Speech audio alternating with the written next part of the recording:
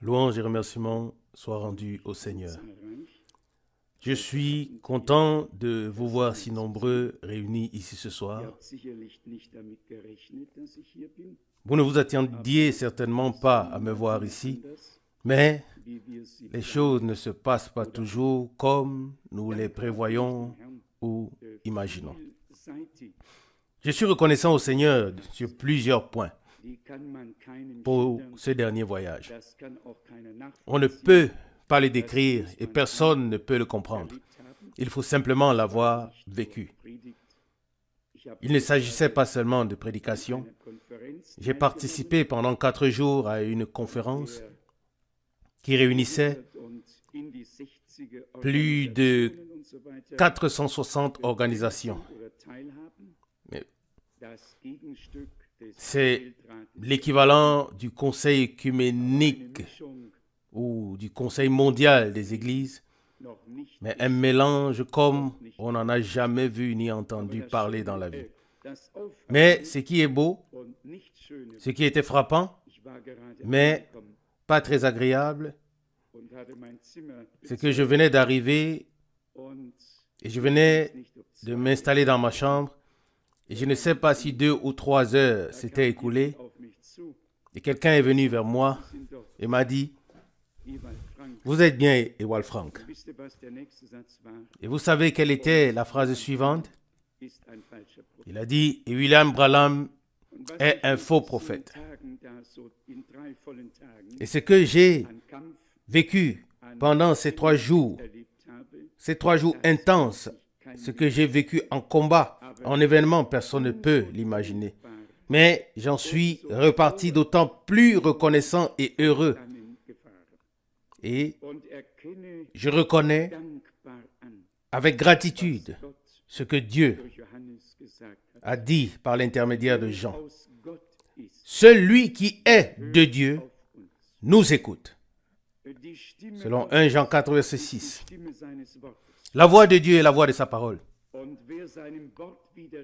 Et quiconque contredit sa parole contredit Dieu, qui qu'il soit. Et à l'un, j'ai dû simplement dire, cher monsieur, dites-moi où et quand vous avez expérimenté votre conversion. Je ne crois pas que vous soyez convertis. Et ce qui était curieux, c'était justement le thème qui m'avait attiré. 2 titres. Chrétiens croyant la Bible, c'était le premier titre. Et l'autre titre, c'était à cause de la parole de Dieu et à cause du témoignage de Jésus. C'était le deuxième titre. J'ai lu l'invitation et je me suis dit, tu es en Floride. Alors, va donc voir ce lieu où les fusées sont lancées vers la Lune à Cap Canaveral.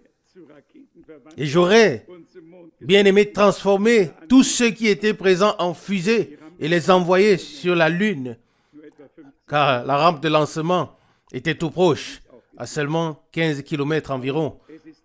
Je l'ai d'ailleurs vu. Mais c'était tout simplement incroyable, inimaginable. Et l'homme qui s'est approché de moi, qui est venu vers moi, autrichien d'origine, un reporter pour l'Alliance évangélique allemande, vivant en Allemagne, très bien informé, c'est ce qu'il pensait. Et je lui ai demandé très poliment, avant de vous faire une opinion, avez-vous lu ne serait-ce qu'une seule prédication de William Branham? Non, je n'ai pas besoin, a-t-il dit. Ce que j'ai entendu me suffit. Alors, je n'ai fait que hausser les épaules. Et vous pouvez bien imaginer que je ne reste pas toujours aussi calme que lorsque je me tiens ici devant. Parfois, les échanges deviennent vraiment vifs, vraiment très vifs. Mais cela ne sert à rien, absolument à rien.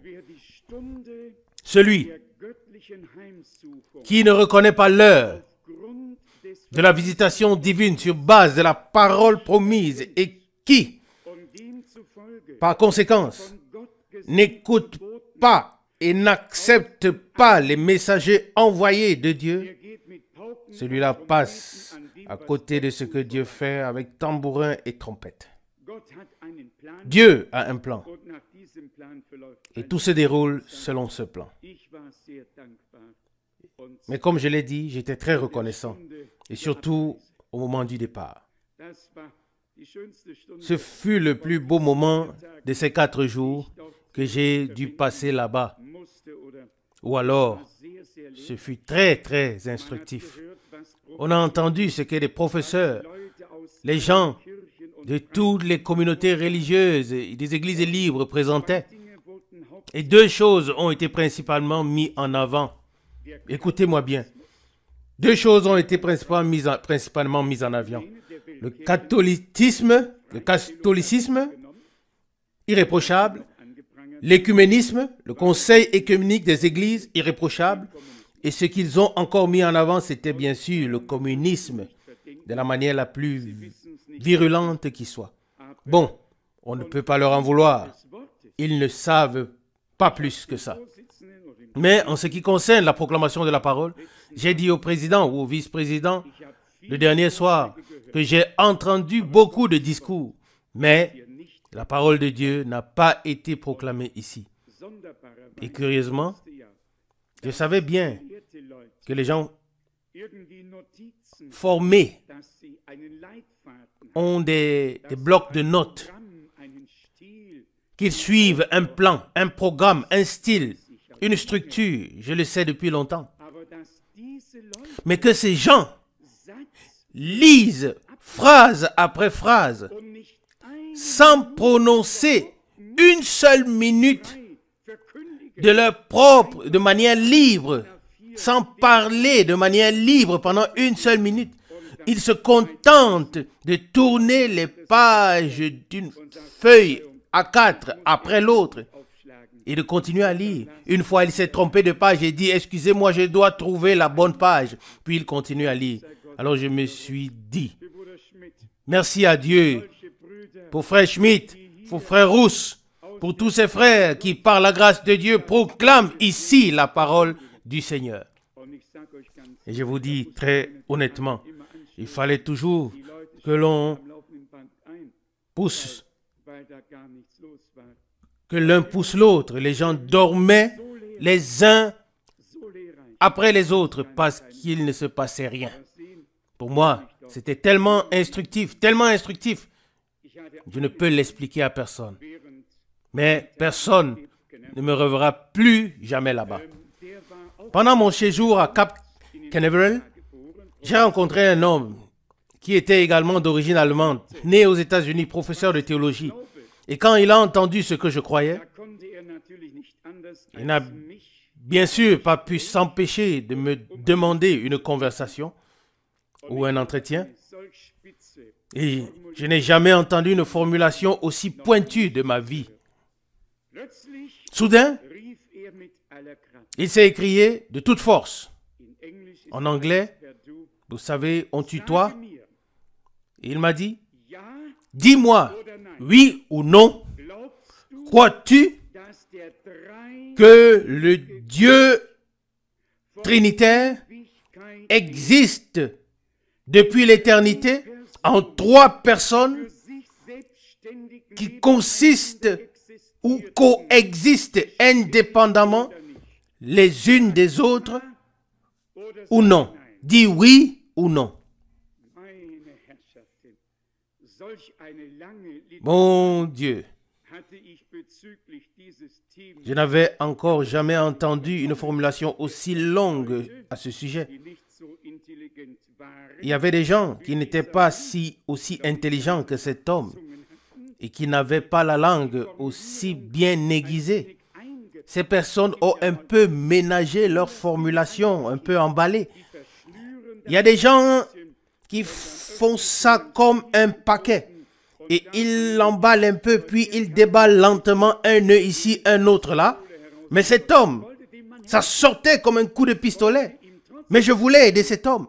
Je voulais quand même l'aider car je savais de quel esprit il parlait. Et je l'aimais d'une certaine manière. Je ne pouvais pas lui en vouloir.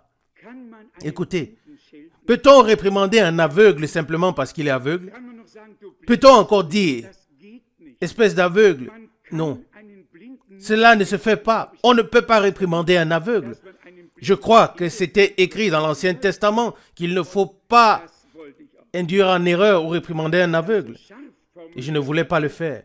Et comme il avait formulé la chose de manière si directe, j'ai d'abord pris le temps de réfléchir, d'y méditer, puis j'ai dit, avant que je puisse dire oui ou non, j'aimerais pouvoir détailler certaines choses afin que tu saches pourquoi je dis oui ou non. Et puis, la chose a repris, vraiment comme un orage.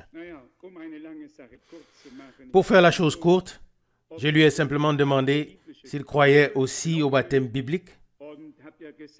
Et comme je l'ai dit, c'était une conférence de croyants, de chrétiens croyants en la Bible. Alors j'ai demandé, crois-tu au baptême biblique? Je n'avais encore rien dit sur le nom du Seigneur Jésus. Et la chose s'est répartie. Il dit, parles-tu de l'immersion dans l'eau de ceux qui sont devenus croyants? Oui, j'ai répondu, bien sûr. Et il ne le croyait même pas. Il croyait que 3 gouttes d'eau sauvaient les hommes.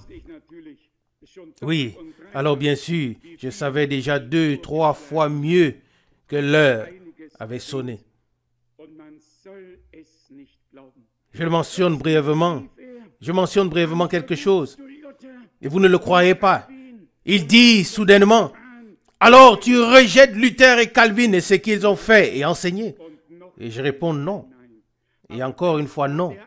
Mais là-bas, c'était le commencement de la Réformation et pas la fin. Là-bas, c'est là que ça a commencé. Et nous devons retourner au commencement. Et je lui dis, cher ami, si tu ne m'en veux pas, je voudrais te dire ceci. Je ne rentre pas jusqu'à Luther et Calvin. Je rentre jusqu'à Paul, jusqu'à Pierre, jusqu'à mon Seigneur. Et vous pouvez vous imaginer la suite. Et il m'a dit, et toi, tu dis être allemand? Et j'ai répondu, en premier, je suis un enfant de Dieu. Et en second, j'ai un passeport allemand. Et si ça ne te plaît pas, eh bien, oui. J'ai aussi parfois des mots justes, ne vous méprisez pas. En tout cas, on ne peut tout simplement pas aider ce genre de personnes. C'est impossible. Non.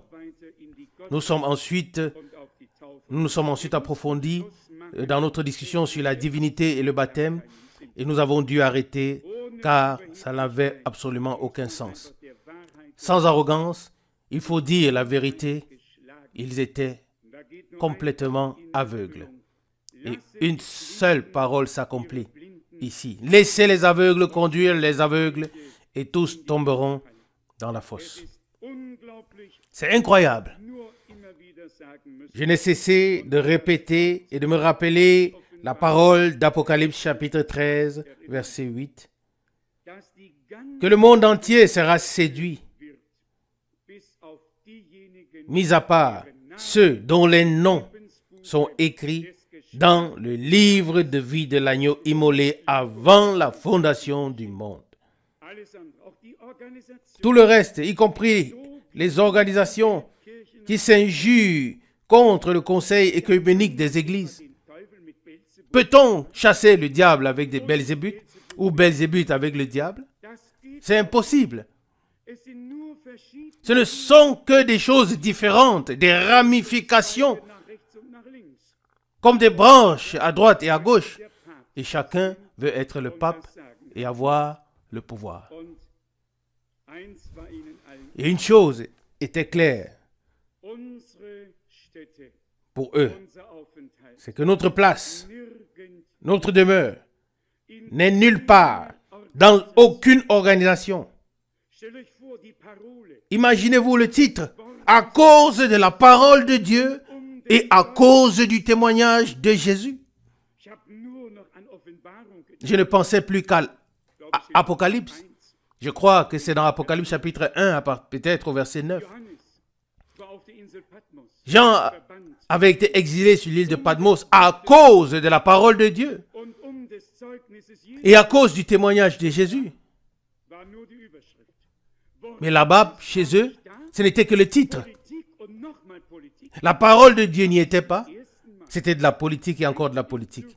Et pour la première fois, j'ai vraiment écouté attentivement comment la politique était dans une assemblée de plus d'1 millier de personnes. C'était incroyable.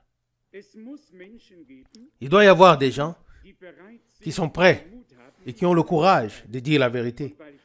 Et puisque j'aborde ce sujet, ça m'a ça a eu beaucoup à me dire. Reagan avait dit, je l'ai entendu de sa bouche moi-même. Il avait dit, quand on cesse de dire la vérité cesse d'exister. Oh, je me suis dit en moi, si l'on pouvait et voulait appliquer cela aux prédicateurs, quand on cesse de prêcher la vérité, alors la vérité cesse d'exister. Oh, je me suis dit, mon Seigneur, aide-moi à proclamer la vérité avec encore plus de puissance. Alléluia. Vous ne pouvez pas imaginer à quel point la politique aujourd'hui prend de l'avance sur la proclamation de l'évangile, sur toutes les chaires de prédication, de l'Afrique du Sud au pôle Nord, en passant par le Sud et l'Ouest. Et je mentionne tout cela aujourd'hui uniquement pour vous donner un aperçu de ce qui se passe sous le soleil. C'est vraiment incroyable. Et les gens sont égarés et se croient détenteurs de la sagesse. Et aux yeux de Dieu, de la pure folie, rien d'autre. Lorsque les deux Écritures ont été lues, j'aimerais revenir brièvement dessus. Mon cœur s'est remis à battre. Mon cœur bat toujours pour la parole de Dieu et avec la parole de Dieu. Dans le psaume 78, nous avons lu au verset 1, « Mon peuple, écoute mes instructions. Prêtez l'oreille aux paroles de ma bouche. » Psaume 78, verset 1. L'homme ne vit pas seulement de pain, mais de toute parole qui sort de la bouche de Dieu. Selon Matthieu 4, verset 4. Et sa parole est aujourd'hui aussi vraie, aussi vivante, aussi fraîche que cela était le jour où il l'a prononcée. Si elle nous est vivifiée par l'Esprit de Dieu et révélée. Amen. Verset 1, deuxième partie, Psaume 78. Prêtez l'oreille aux paroles de ma bouche. Ne prêtez pas l'oreille à ceux qui interprètent, pas à ceux qui sont assis sur la chaise de Moïse et peut-être sur la chaise des apôtres, sans savoir ce qu'ils ont enseigné. Mais ici, ainsi parle le Seigneur. Prêtez l'oreille aux paroles de ma bouche. Verset 2. J'ouvrirai ma bouche pour parler en proverbe, pour annoncer des énigmes d'autrefois. J'ai ouvert le passage de Matthieu 13, où le Seigneur enchaîne les 7 paraboles. Il est dit ici au verset 34, Matthieu chapitre 13, verset 34, Jésus dit à la foule toutes ces choses en paraboles, et il ne leur parlait pas sans parabole. Verset 35, afin que s'accomplisse ce qui avait été annoncé par le prophète. J'ouvrirai ma bouche en parabole, je publierai des choses cachées depuis la fondation du monde ou la création du monde. Amen. Ça, c'est une chose merveilleuse. Ça, c'est ce qui est devenu précieux pour nous en ce lieu. la concordance entre l'Ancien et le Nouveau Testament. Que ce soit notre Seigneur, les apôtres, tous sont retournés à la parole de Dieu. Cette pensée est également très importante. Psaume 78, verset 3. Ce que nous avons entendu, ce que nous savons et ce que nos pères nous ont raconté. Verset 4. Nous ne le cacherons pas à leurs enfants. Nous dirons à la génération future les louanges du Seigneur et sa puissance et les prodiges qu'il a opérés. Oui, on pourrait relire tout le psaume. Son contenu est si puissant. Il en va de même pour le psaume 92. Ici, nous avons une comparaison. Vous connaissez le psaume 92, vous le savez. C'était, frère Rousse, c'était le psaume 92? Non, psaume 91. Je pensais, regarde un peu, ça ne peut pas être ça. Mais quel était le verset qui dit qu'aucun malheur ne t'arrivera? Verset 10. Psaume 91, verset 10. Aucun malheur ne t'arrivera. Aucun fléau n'approchera ta tente. Et puis il est dit au verset 11, car il donnera à ses anges de te garder dans toutes tes voies. Ils te porteront sur leurs mains, de peur que ton pied ne heurte contre une pierre. Vous voyez ici les deux connexions, les passages parallèles à Matthieu 4 et à Luc chapitre 10. Mais laissez-moi vous le lire de Matthieu chapitre 4 afin de souligner un point très particulier. Matthieu chapitre 4. Ici, nous avons le récit de la tentation de notre Seigneur. Et il est dit, oui, on pourrait lire à partir du verset 1, mais vous savez que je préfère lire le moins possible, car vous tous, vous avez la Bible et vous pouvez le lire vous-même. Ici, il est écrit au verset 5, Matthieu chapitre 4, verset 5. Le diable le transporta dans la ville sainte, le plaça sur le haut du temple et lui dit, si tu es le Fils de Dieu, jette-toi en bas, car il est écrit, il donnera des ordres à ses anges à ton sujet, et ils te porteront sur leurs mains, de peur que ton pied ne heurte contre une pierre. Même le diable a réussi à mettre la parole de Dieu dans sa bouche pour tenter le Seigneur. Et il a sorti la parole de son contexte. Et je vais vous montrer comment cela s'est passé.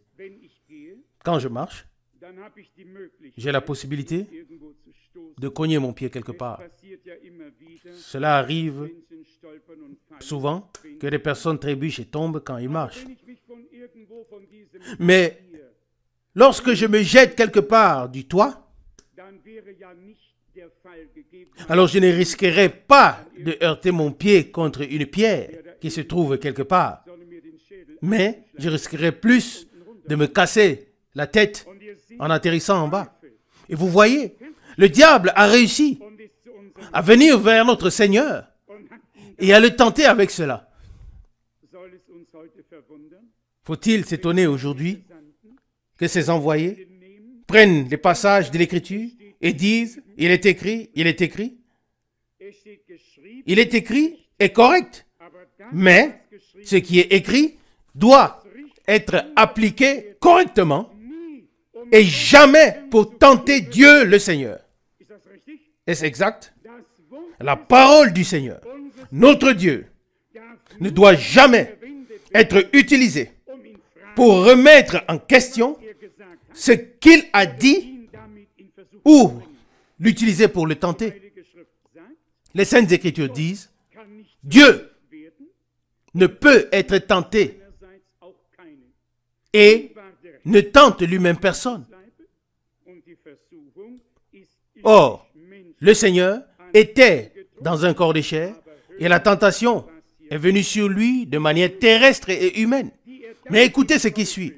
La réponse qu'il a donnée au diable, il ne l'a pas donnée en tant que prophète et ni en tant que fils de l'homme. Je vous lis sa réponse. La réponse que le Seigneur a donnée au verset 7, Matthieu 4. Jésus lui répondit,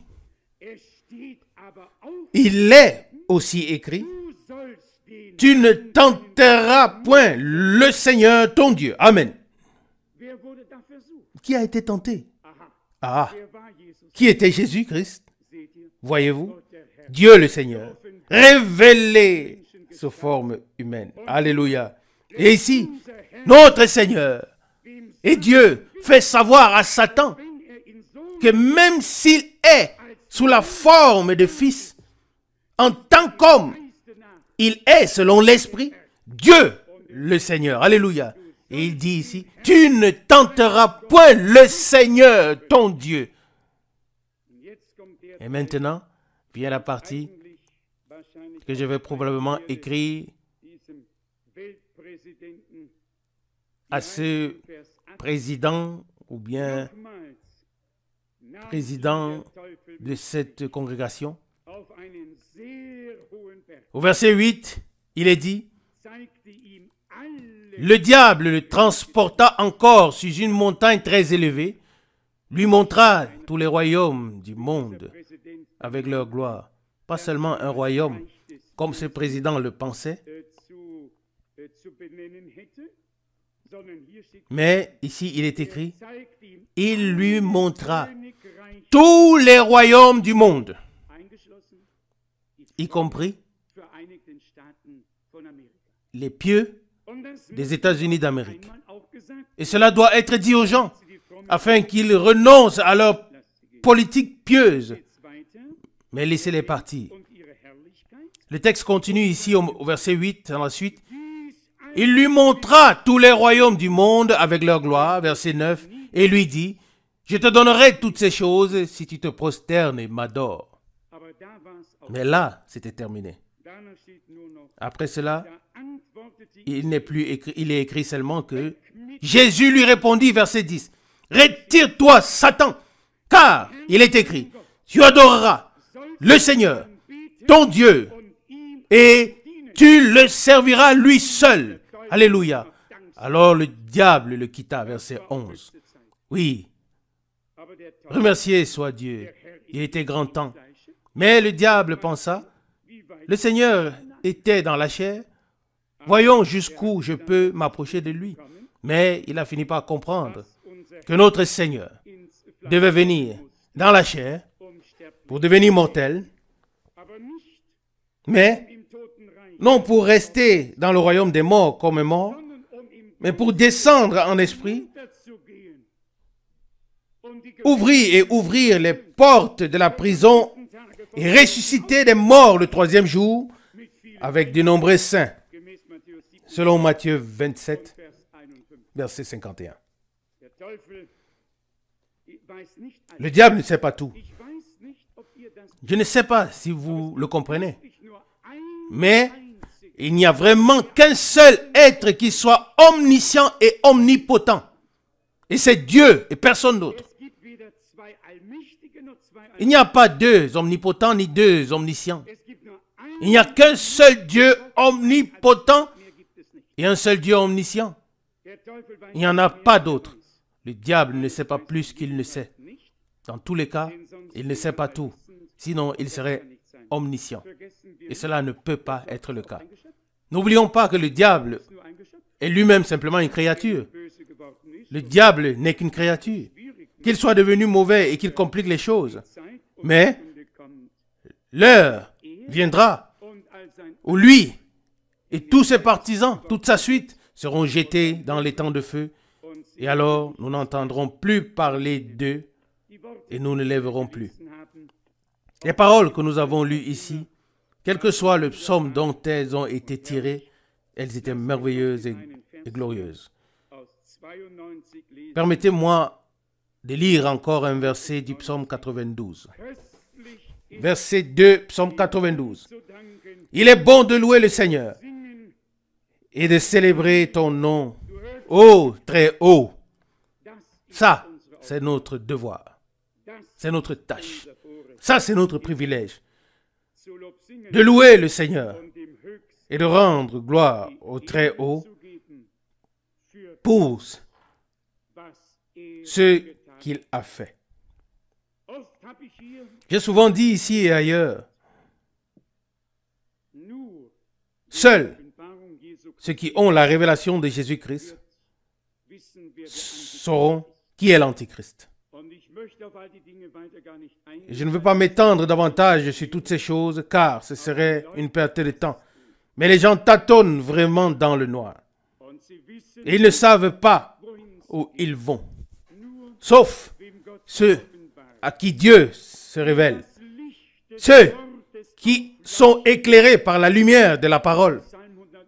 Et comme le dit si bien le psaume 119, verset 105, ta parole est une lampe à mes pieds et une lumière sur mon sentier. Pas une lettre morte que les gens interprètent comme ils veulent dans tous les sens, mais la parole inspirée par l'Esprit et révélée par l'Esprit. Alléluia. Encore une pensée.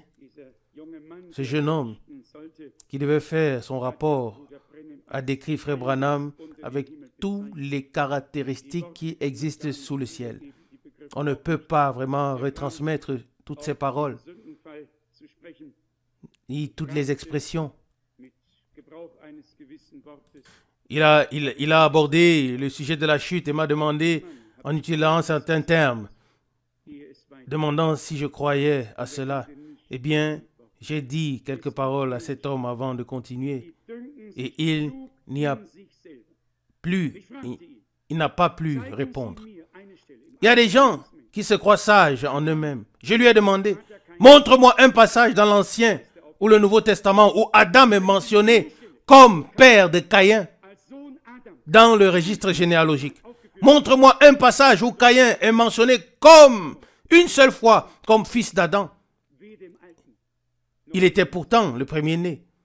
Pourtant, pourquoi n'apparaît-il dans aucun registre généalogique, ni dans l'Ancien, ni dans le Nouveau Testament? L'homme m'a regardé et m'a dit, je n'y ai jamais réfléchi. Alors j'ai répondu, alors il serait grand temps de le faire. Les gens ne savent vraiment rien. Ils lisent des livres vieux de plusieurs siècles qui ont été révisés à maintes reprises et tous ont pris l'Ancien et y ont ajouté leur propre interprétation et ont écrit encore et encore. Remercions Dieu de pouvoir revenir à l'ancien livre qui n'a jamais besoin d'être complété, qui ne vieillit jamais, qui n'est jamais dépassé. Il est toujours à jour, toujours d'actualité. Remercié soit Dieu. Je suis heureux pour ces 3 jours, si je peux le dire ainsi. Un jour, c'était le voyage d'aller, un jour le voyage de départ, et les 3 jours. Oui, ces jours m'ont beaucoup aidé. Je connais un peu mieux la stratégie, un peu mieux leurs arguments. Et vous savez comment c'est. Quand on veut s'attaquer à quelque chose, il faut connaître la stratégie de l'adversaire. L'avez-vous entendu de Frère Branham? Quand il était très jeune, il pratiquait la boxe. Il était donc un boxeur. Et il a remporté même quelques trophées. Et puis il dit, un boxeur, pour qu'il s'entraîne, quand il s'entraîne, il doit s'entraîner, oui, par rapport à l'adversaire. Et son entraîneur doit savoir s'il est gaucher, si l'adversaire est gaucher ou droitier. Et comment et où il frappe. Comment il place ses coups et ainsi de suite. Et il dit, il en va de même pour un homme de Dieu qui entre dans l'arène et qui doit combattre. Il doit connaître la stratégie de l'ennemi afin de pouvoir le combattre de la bonne manière. Notre Dieu nous aidera en cela. J'ai été fortifié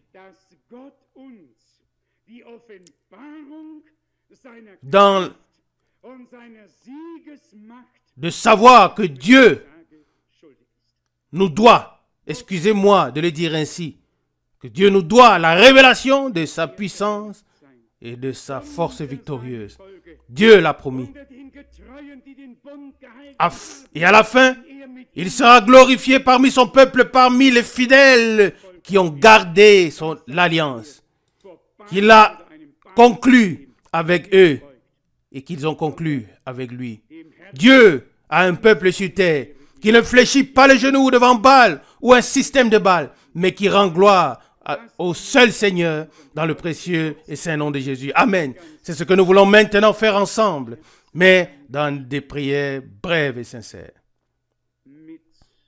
Seigneur, de tout cœur, je te remercie avec plus de gratitude que jamais auparavant pour les grandes choses que tu as faites en nous. Tu t'es révélé à nous. Tu nous as révélé ta grâce, ta parole, ton nom. Nous te disons merci pour cela. Et nous ne regardons pas les autres d'en haut. Mais je te demande une chose.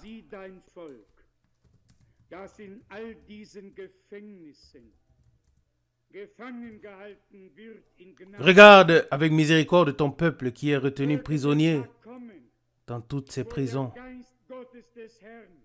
Que le jour vienne où l'Esprit de Dieu, le Seigneur, repose sur nous, afin que nous puissions annoncer, proclamer la libération aux captifs et que nous soyons entendus devant Dieu et devant les hommes, afin de leur apporter la vérité et proclamer la parole de Dieu en toute vérité. Alléluia. Nous te remercions pour l'envoi de ton serviteur et prophète William Branham, que nous avons accepté comme Moïse, Abraham, Élie, Paul et Pierre. Car d'un même esprit, ils ont parlé et écrit. Loué et glorifié soit ton saint nom. Élève ta face sur nous et fais-nous miséricorde à cause de ton nom. Seigneur, souviens-toi aussi des malades. Nous pensons à la sœur Vogue et aussi à la sœur Meslache qui ont été hospitalisés soudainement, ainsi que tous ceux qui se sont recommandés pour la prière. Alléluia. Nous te présentons également les sujets de prière qui n'ont pas été mentionnés. Seigneur, nous ne pouvons plus supporter cela plus longtemps. Ça doit changer. Nous devons sortir de la foule des auditeurs et monter sur l'estrade afin que ta parole soit proclamée en ton nom. Toi seul, tu seras notre Dieu et Seigneur. À toi revient la gloire. Tu connais le temps et tu connais l'heure. Nous voici. Nous sommes à ta disposition.